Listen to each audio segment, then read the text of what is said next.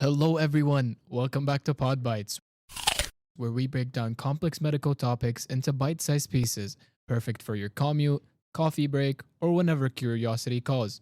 I'm Muhsin Ali, your host for today's episode, and we're joined by Mohammad AbdulRahim.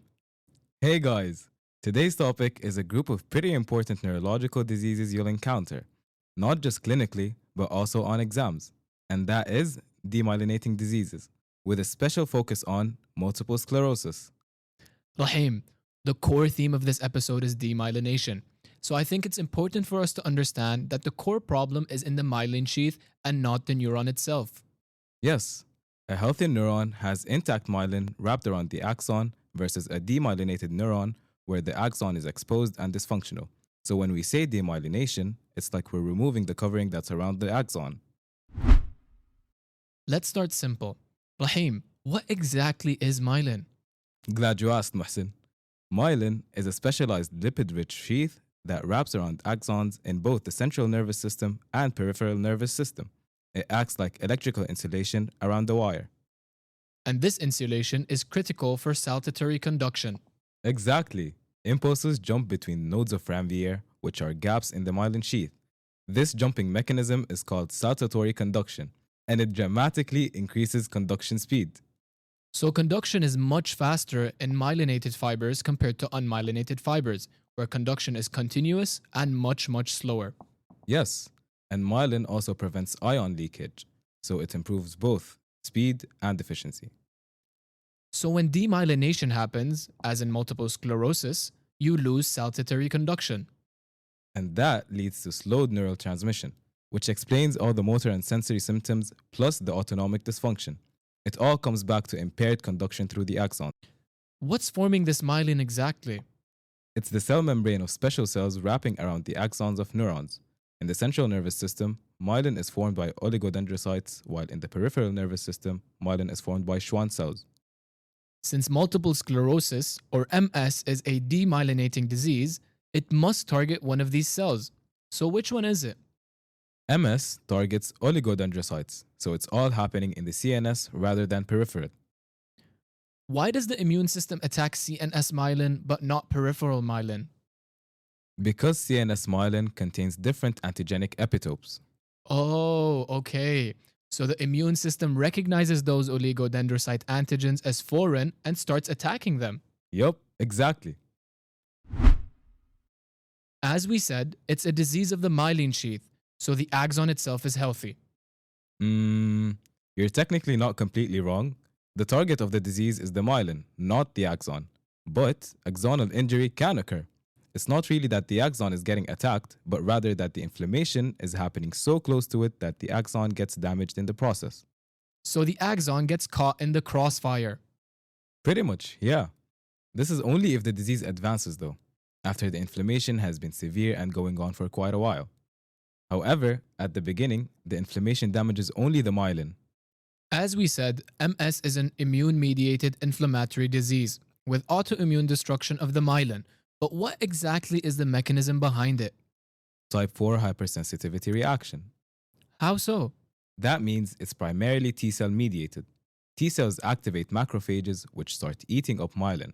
And on histology, one of the hallmark features of MS is foamy macrophages. So autoreactive T cells recognize CNS myelin as foreign but completely ignore peripheral myelin. Exactly. On gross anatomy and imaging, we also see two different colors in the CNS. Both the brain and the spinal cord are made up of two distinct components, the white matter and the gray matter. The white matter is white because of all the lipids in the myelin sheath. Remember, myelin is the cell membrane, so it's full of lipids. Yeah, and in demyelinating disorders, this white matter is the main target. When demyelination occurs, that white matter becomes gray. But the thing is, these gray areas are like patches within the surrounding white matter. So this color change is called plaque formation. Ah, okay. Gray plaques within the white area. Exactly. We can actually clearly see these plaques in brain cross sections. I've heard about dysmyelinating diseases. Are those the same as demyelinating? Not really. In demyelinating diseases, myelin is normal, but the immune system destroys it. On the other hand, in dysmyelinating diseases, myelin itself is abnormal due to genetic defects. Oh, okay. So demyelinating disorders are acquired due to immune destruction, but dysmyelinating disorders are inherited genetic defects. Yup, exactly. Dysmyelinating diseases are also referred to as leukodystrophies, and they usually present in young kids. While demyelinating are things like multiple sclerosis or PML, short for progressive multifocal leukoencephalopathy. Whoa, whoa, whoa, whoa, whoa. Leuko, what now? I had a feeling you would react this way. Yeah, let's slow down for a second. Now, before we shift our main focus for this episode, let's brush over PML briefly. We have this disease called progressive multifocal leukoencephalopathy. It's caused by reactivation of a virus called John Cunningham polyomavirus, but we usually just refer to it as JC virus. Wait, reactivation of the virus? Not the primary infection? Most of us are actually infected by JC virus. Oh no! So does that mean we're all getting PML? But that's the thing. Not everyone gets progressive multifocal leukoencephalopathy from JC virus. Only if someone who was previously exposed to the virus becomes immunocompromised later in life and gets a reactivation of the virus. Oh, so we only see PML in immunocompromised patients like those with HIV or those who have had chemotherapy or are transplant recipients. Yup. And because JC virus infects oligodendrocytes, when it reactivates, it causes demyelination. So the patients may suffer from ataxia, visual disturbances, and encephalopathy. And this disease is pretty bad, right? I mean, these patients are quite weak to begin with. Yeah. And to make matters worse, it's rapidly fatal if you don't perform some immune reconstitution therapies like plasmapheresis. That was a fun intermission. Let's go back to our main focus though, multiple sclerosis or MS. MS is the most common type of demyelinating disease. It's more common in white females, typically starting between the ages of 30 to 50 years. It very rarely starts after 50. So the incidence, aka the newly incoming cases, peaks in the 30s. And there is a genetic component to it, if I'm not mistaken. There is a strong genetic component, specifically with the interleukin receptor genes, and some alleles on HLA-DRB1. So the disease tends to cluster in families, and the closer the relative that has it, the higher the risk. Does anything else cause it? There may be some environmental components, but we don't know the exact cause yet. Some studies suggest that vitamin D deficiency or infections like EBV are linked with the development of MS. Alright, Rahim. Now we know that MS is immune-mediated, and we said we have T cells and macrophages. But let's get into a bit more detail on that. What's the very first thing that goes wrong? The first abnormal thing that happens is when autoreactive T cells get activated in the periphery. Normally, these T cells are controlled and suppressed by regulatory T cells, also called Treg cells, to prevent autoimmunity. So under normal conditions, these autoreactive T cells exist, but they're kept under control by Tregs. Exactly. But in MS, this control fails. These autoreactive T cells become activated with nothing stopping them. This is probably because of those genes we talked about, or the environmental factors. Once these T cells are activated, they travel toward the central nervous system. And here's the thing. You know how normally we have the blood-brain barrier protecting the CNS by immune surveillance? These autoreactive T cells can actually cross the blood-brain barrier. So nothing's stopping them. Exactly. And once these T cells enter the CNS, they encounter something they recognize as foreign, the myelin sheath. Yeah. They recognize myelin antigens presented by antigen-presenting cells. At that point, these T cells start to release inflammatory cytokines. And these cytokines are causing all the trouble. Yes, the cytokines do three key things. First, they weaken the blood-brain barrier, making it more permeable for even more T cells to come in. Second, they recruit more inflammatory cells, especially macrophages. And finally, they activate B cells. So now we have a weak blood-brain barrier, T cells, the macrophages that eat all the myelin, and B cells. Yes, and remember what we called those macrophages? Foamy macrophages. Yup, at the same time that the macrophages are having a feast, B cells become activated and produce autoantibodies against myelin. Oh, so it's not just cytokines and macrophages eating the poor myelin. There are antibodies as well. And that explains why we see oligoclonal IgG bands in the CSF. That just means there's antibody production inside the CNS. So oligoclonal IgG bands in the CSF means that we have antibodies in the CNS and therefore multiple sclerosis. Absolutely. Now we have two things damaging myelin. Remember, there is direct destruction by macrophages and there are antibodies. And initially, the primary injury affects only myelin, but over time, if inflammation continues, it damages even the axons. If it reaches that point and the axons are damaged, the neurological deficits become permanent. That's why early MS symptoms may resolve because remyelination can occur, but repeated attacks for a long time eventually lead to irreversible axonal loss. And that explains why MS may progress over time, especially in chronic progressive forms. So we've covered pathophysiology quite nicely, I would say. Let's zoom out and go back to those gray plaques we were talking about before. Right, the gray area of demyelination within the white matter. Yes, those. Is any particular area of the brain affected? The classic location is near the ventricles. That's why we call them periventricular plaques.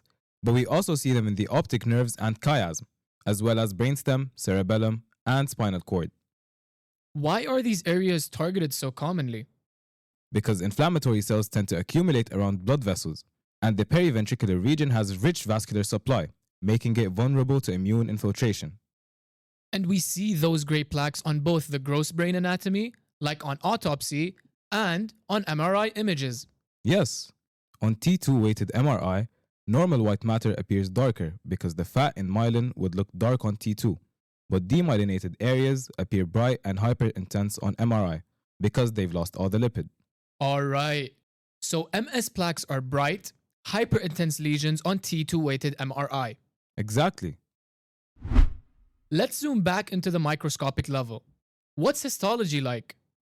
We see well-demarcated lesions, but they look different depending on whether the lesion is active or not. All right, so we have active versus inactive plaques. Let's start with the active lesions. Active lesions represent ongoing immune attack. These occur when the patient is having a symptomatic episode. Microscopically, they show three key features: foamy macrophages, perivascular lymphocyte accumulation, and active demyelination. So basically everything we talked about in the pathophysiology: foamy macrophages, lymphocytes, and demyelination. Yup, and we also have something called perivascular cuffing, which is when lymphocytes cluster around blood vessels. This happens because immune cells enter the CNS through blood vessels. So inflammation begins around those vessels, and that's why lymphocytes form those rings there. Okay, great. So those were the active lesions. Now what happens after the acute inflammatory phase ends? Inactive lesions are what you see when someone is in remission. There are no symptoms anymore, and all the inflammation is now gone, so no macrophages and lymphocytes. But instead, you see gliosis and astrocytic proliferation. So it's some sort of scarring. Yes, astrocytes proliferate to stabilize damaged tissue, forming scar-like areas. This explains why neurological deficits may persist even after inflammation resolves. Exactly. We said that MS plaques are hyper-intense lesions on T2 weighted MRI. What color are they on H&E stain though? Normal myelin stains blue, so any demyelinated area does not stain and instead looks pink. So blue areas are healthy white matter, while pink areas are the MS plaques. All right, Rahim. There's a very important concept in MS, which is the fact that it may present in different patterns of symptoms. For our audience, I recommend you follow along with the classic chart for the clinical patterns. It will help you visualize them way better. But please don't do that if you're driving. Oh yeah, keep your eyes on the road. Let's start with the most common clinical pattern. The most common pattern of MS is called relapsing remitting MS, and it accounts for about 80 to 90% of patients. So what exactly does relapsing remitting mean? It means patients experience episodes of neurological dysfunction called relapses, followed by periods of recovery called remissions. But there's something very important here. the patient never returns completely to their original baseline. After each relapse, there is always some residual damage. So instead of going back to being completely healthy, the baseline gradually rises over time. So every attack leaves behind some degree of permanent injury. Yes, and this cumulative damage eventually leads to significant neurological disability. What symptoms do we see during a relapse? Patients may experience vision loss, weakness, numbness, and difficulty walking. And then during remission, inflammation resolves and symptoms improve, but they rarely go to full recovery because some axons have already been permanently damaged. Our first pattern was relapsing remitting MS. The next one is a less common form called benign MS. In benign MS, patients experience very few relapses with only mild damage, so they barely have any permanent disability. Okay, so we don't have that residual damage like in the relapsing remitting type. Yup, patients return to a healthy baseline. This is the best case scenario. Yes, but unfortunately, this form is relatively uncommon. The next pattern is the primary progressive MS. In primary progressive MS, there are no relapses and remissions. Instead, there is just steady worsening over time, without these episodic attacks. So the disease starts one day and just keeps going downhill from then. Continuous downslide, not a stepwise pattern. Exactly. This pattern has ongoing neurodegeneration without clear inflammatory episodes. Unfortunately, it's more aggressive and less predictable. So that was primary progressive MS. Is there a secondary progressive MS? Yes, there is. Secondary progressive MS actually begins as relapsing remitting MS, but over time, the disease changes behavior. Instead of clear relapses and remissions, the disease becomes steadily progressive. So secondary progressive MS is like a mixture of primary progressive and relapsing remitting MS. Yeah, you can put it that way. You know what, Rahim? I think we should test our listeners just to really see who's paying attention. Oh yeah, let's do that. What is the most common clinical pattern of multiple sclerosis? That would be relapsing remitting MS. Something that was common between almost all of those patterns is accumulating disability over time. What does that look like? Well, the symptoms they usually present with during attacks are numbness, tingling, weakness, fatigue, difficulty walking, bladder dysfunction, and the very important one, which is optic neuritis, where they get vision problems. Numbness, tingling, optic neuritis, and bladder dysfunction. So over time, they accumulate damage in these areas. Yeah. Over time, cumulative neurological deficits can lead to walking impairment, visual disability, motor weakness, and loss of coordination. I think we're almost close to the end of this episode, but before that, we need to discuss MS diagnosis. Diagnosis of MS is based on three main pillars: clinical criteria, MRI findings, and CSF analysis, and all three work together to confirm the disease. Let's start with the clinical criteria. The most important diagnostic principle in MS is the McDonald criteria, which basically means that lesions must be separated in time and space. Okay, so you're not referring to the Big Mac. No, not that McDonald. Oh, I know. Old MacDonald had a farm. E-I-E-I-O. Okay, let's go back to being serious. Dissemination in space, or DIS, means that lesions are found in more than one area of the brain and spinal cord, affecting different parts of the central nervous system rather than just a single location. And dissemination in time, or DIT, means that these lesions occurred at different points in time.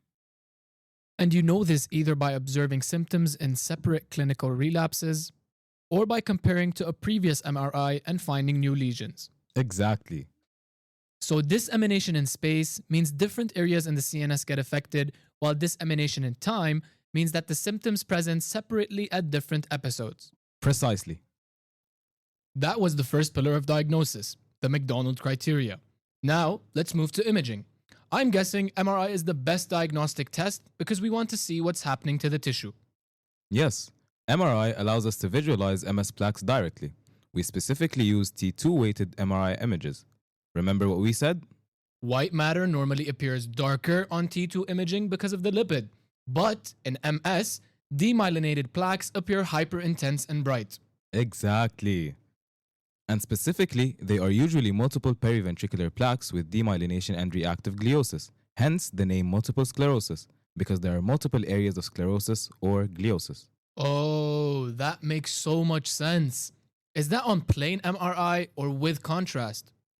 That was plain MRI with bright lesions, but we could also use contrast MRI, which could help us identify active lesions. Basically, when inflammation is active, the blood-brain barrier becomes disrupted, allowing contrast dye to leak into the lesion. That's why if you give contrast, you will see many active plaques enhancing with contrast because they're so full of inflammation. So enhancement with contrast tells us the lesion is currently inflamed. Exactly. This helps us distinguish new lesions from old inactive ones. All right. We covered the clinical criteria and the imaging. Now, let's discuss the CSF analysis, which is our third and last pillar for MS diagnosis. There are three key CSF findings: increased protein, increased lymphocytes, and most importantly, oligoclonal IgG bands. I've heard of the term mononuclear pleocytosis. What does that mean? It means an increased number of lymphocytes in the CSF, indicating immune activation inside the CNS. Remember, lymphocytes are mononuclear cells. Normally, the CNS contains very few immune cells, so increased lymphocytes strongly suggests inflammation. Okay. And oligoclonal IgG bands, those were the antibodies?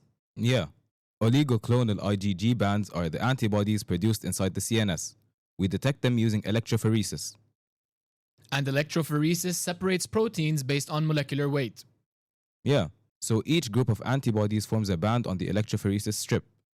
And the term oligoclonal means these antibodies come from only a few immune cell clones. Exactly. So in a way, the antibodies are almost identical, indicating a targeted immune response occurring inside the CNS. These antibodies are in the CSF, but are they also in the blood? I'm glad you brought this up. A very important thing to know is that these bands are present only in the CSF, but not in the peripheral blood. This means that the antibodies are being produced locally inside the CNS, but not anywhere else in the body. All right. So the CSF of an MS patient would have increased protein, mononuclear pleocytosis, and oligoclonal IgG bands because of all the antibodies. That's pretty much it. Let's take a couple questions before we wrap up. A 31-year-old white female develops decreased visual acuity in her left eye, which ultimately resolves. Over the next 5 years, she has intermittent episodes of ataxia, spasticity and weakness, and sensory abnormalities. Each episode usually resolves, and between the episodes, she is relatively symptom-free. Which of the following mechanisms plays the most significant role in her symptoms? A. Degeneration of neurons. B. Diffuse axonal injury. C. Loss of saltatory conduction. D. Abnormal sodium-potassium conduction. Or E. Decreased intra-axonal transport. The answer is C. Loss of saltatory conduction because of the loss of the myelin. Next question. Given the patient in the previous scenario dies in a car accident, an autopsy is formed. Histological examination of the white matter reveals numerous foamy macrophages. Which of the following is most likely to be found among these macrophages? A. Neurofibrillary tangles. B. Essentially normal neurons. C. Lewy bodies. D. Microthrombi. The answer is B. Essentially normal neurons. Remember, MS affects myelin and not the neurons. Alright, Rahim, we're almost done. Let's wrap up everything we talked about today. We started with the foundation, the idea that multiple sclerosis is not a disease of the neuron itself, but a disease of the myelin sheath. Exactly. Myelin is that lipid-rich insulation around axons that allows fast saltatory conduction. When myelin is lost, conduction slows down or fails completely, which explains the neurological symptoms that patients experience. And we said that in MS, the immune system mistakenly targets oligodendrocytes, the cells responsible for producing myelin in the CNS. This happens through a type 4 hypersensitivity reaction, where autoreactive T cells enter the CNS, release cytokines, activate macrophages, and recruit B cells. The macrophages destroy myelin and appear as foamy macrophages on histology. while B cells produce antibodies that show up as oligoclonal IgG bands in the CSF. And structurally, all of that damage leads to the formation of plaques, those gray patches of demyelination within the white matter. Yes, and these plaques are most commonly found near the ventricles, optic nerves, spinal cord, brainstem, and cerebellum. On MRI, they appear as hyper-intense bright lesions on T2 imaging, and if they enhance with contrast, that tells us that the lesion is actively inflamed. We also talked about how lesions look under the microscope. Active lesions show foamy macrophages, lymphocytes, and perivascular cuffing, while inactive lesions show gliosis and astrocytic proliferation, basically scarring after the inflammation resolves. And clinically, MS is defined by lesions separated in time and space, meaning patients develop different neurological symptoms at different times affecting different areas of the CNS. Which brings us to the clinical patterns. The most common type was relapsing remitting MS, where patients have attacks followed by partial recovery but never fully return to baseline. And over time, those repeated attacks cause cumulative damage, which can eventually lead to progressive disability. We also mentioned benign MS, primary progressive MS, and secondary progressive MS. And symptom-wise, patients may present with numbness, tingling, weakness, coordination issues, bladder dysfunction, and vision problems like optic neuritis, all depending on which part of the CNS is affected. Finally, diagnosis is based on 3 pillars. Firstly, clinical diagnosis using the McDonald criteria with dissemination in time and space. Secondly, MRI showing hyperintense plaques. And finally, CSF analysis showing increased protein, lymphocytes, and oligoclonal IgG bands. So when you step back and look at the full picture, multiple sclerosis is fundamentally an autoimmune attack on CNS myelin that leads to plaque formation, impaired conduction, episodic neurological dysfunction, and gradual accumulation of disability over time. And that, ladies and gentlemen, is demyelinating diseases for you. Thank you so much, Rahim, for joining us today. Thank you for having me, Muhsin. And thank you all for listening to this episode of PodBites. Until next time. Exactly. This pattern has ongoing neurodegeneration. This pattern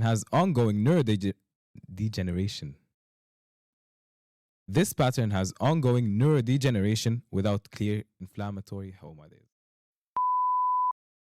جمعة باشا الساعة 11:30. Oh, I know. Old MacDonald had a farm. E-I-E-I-O. Oh, hell No. Until next time.